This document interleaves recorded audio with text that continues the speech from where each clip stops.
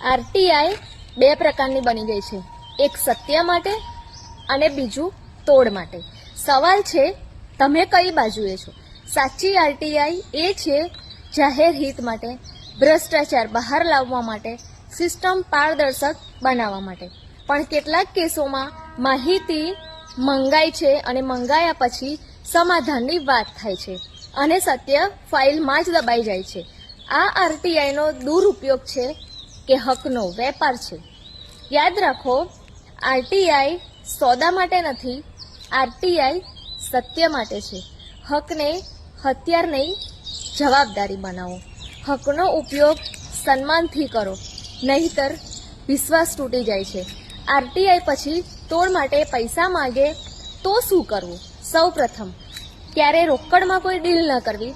બીજું, વાતચીતનો પુરાવો રાખો, મેસેજ, કોલ ડિટેલ્સ બધું જ સાચવો. ત્રીજું, જો દબાણ આવે તો લેખિતમાં જવાબ આપો. અને ચોથું, ઉચ્ચ અધિકારી પાસે ફર્સ્ટ એપીએલ કરો અને જરૂર પડે તો ભ્રષ્ટાચાર વિરોધી હેલ્પલાઇન 1064 પર કોલ કરો અથવા કાયદેસર ફરિયાદ કરો. આરટીઆઈ સત્ય માટે છે, સોદા માટે નથી. પૈસા માગે તો ડરશો નહીં, કાયદો તમારી સાથે જ છે. આરટીઆઈ સત્યની લડત કે સોદાની શરૂઆત? આજે હું ખુલ્લું બોલીશ. દબાણ આવે ત્યારે વળગી ન જાઓ.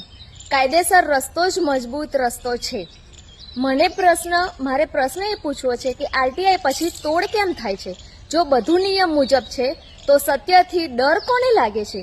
આજે આપણે સત્ય અને સોદા વચ્ચેનો ફરક સમજીશું.